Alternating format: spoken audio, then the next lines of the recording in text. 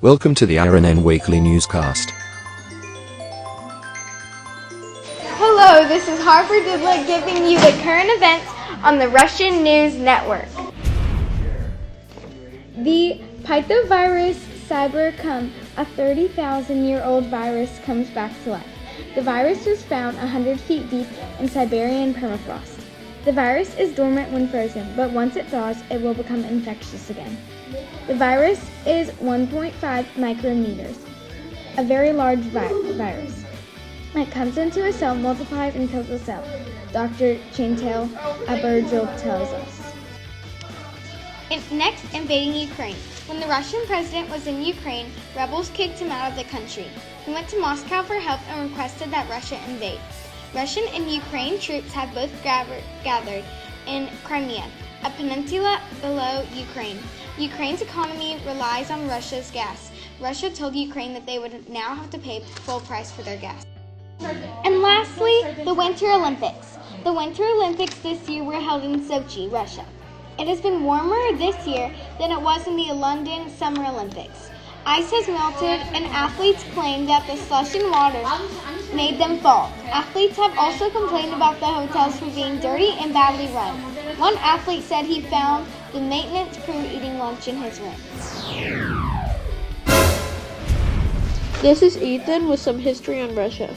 Let's hear some interesting stuff about Russia now. Let's go back to 1939 during the World War II. Hitler in Germany wanted to attack Russia for the land in Eastern Europe, whereas Hitler thought the Germans could farm it better, and many Jews lived in Russia too.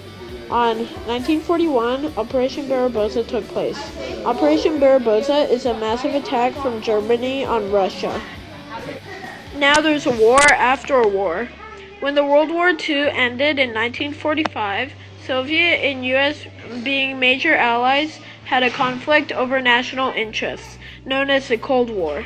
In the summer of 1945, Stalin and US President Harry Truman had a conflict over the future of Eastern Europe during the Potsdam Conference. And last but not least, and just last year, there was a meteor that crashed in Chelyabinsk Oblast. That's why it's called the Chelyabinsk meteor. On February 15, 2013, a meteor went flying 42,900 miles per hour. That's almost 60 times the speed of sound. It created a sonic boom and shook cars, buildings, and broke windows. This has been Ethan with your History Highlights report.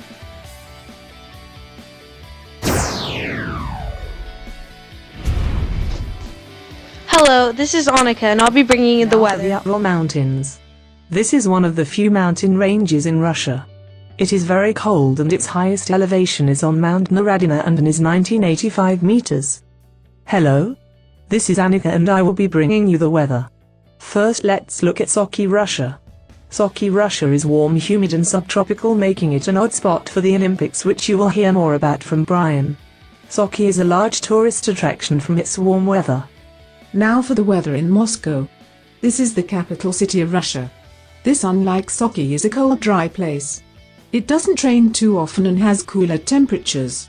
There isn't a lot of tourist-attracted cities, but Moscow is number one. Hey, I'm Brian, news reporter for the Russian News Network. Let's recap on Russia's success at the 2014 Sochi Olympic Winter Games. Russia came out on top with an amazing medal count of 33 medals, with 13 gold, 11 silver, and 9 bronze. Perhaps one of the most astounding athletes was Victor Ahn. Victor won 3 gold and 1 bronze, making him the world's most successful short track skater ever. He is the first person to win gold in all 4 short track events in Winter Olympic history. Let's watch a replay from his 5,000-meter relay finish. He's running out of time. Bell lap. Final meters on the ice. Here comes On for the gold ahead of Selski. Another outstanding star was Alexander Legkov from the sport of cross country. Alexander won the 50-kilometer mass start by 0.7 of a second. Amazingly, Russians filled all 3 medal spots in that event. He also helped win silver in the men's relay 4x10 kilometers. We would like to make known that a traditional sport, Gorodiki, is back. Gorodiki is a street game that's been around for over 200 years.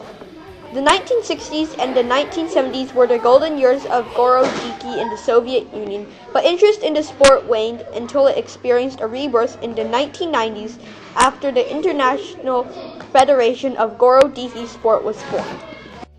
Many famous people, including Leo Tolstoy, have tried Gorodiki. Unfortunately, not every Russian city now has a Gorodiki court, but with the help of many people, Gorodiki is making a comeback. If you are interested in Gorodiki, please call the International Federation of Gorodiki Sport at 123-456. This has been Brian with your sports report. Thank you.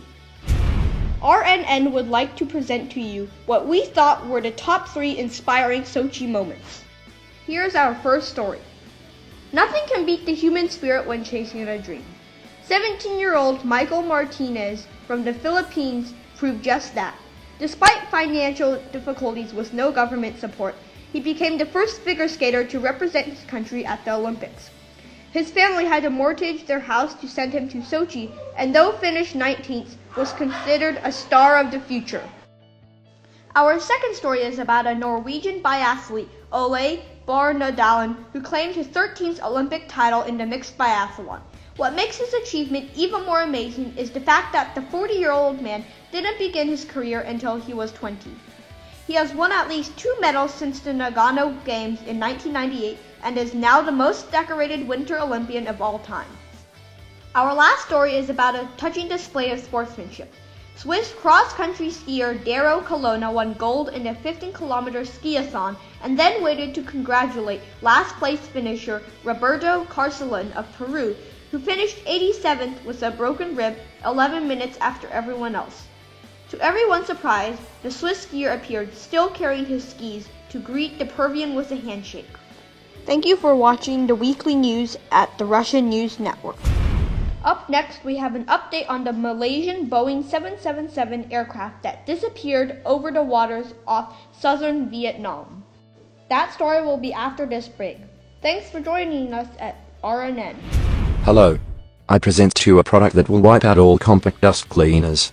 This is a non-Newtonian substance that can clean your keyboard, device screen, TV, etc. This will not damage the subject and can get the dust off. We have a special deal going around now. You can buy one for $19.99 for the price of $5. If you call now, you can get negative $10 off. Boeing presents to you the rival to the Airbus A380.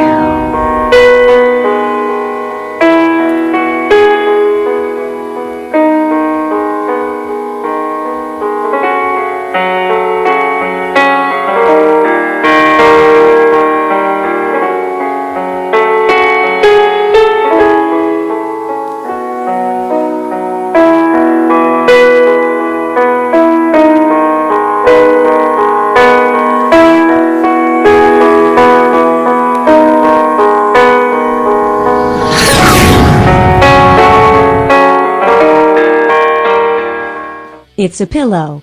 It's a pet. It's a pillow pet. Is your kid asking for stuffed animals or pillows? Now cut the price in half with the pillow pet. It comes in tiger, ladybug, dog, bee, turtle, hippo, frog, cow, dolphin, duck, moose, unicorn, and panda. We have 3 sizes: mini, regular, and large. Buy it today.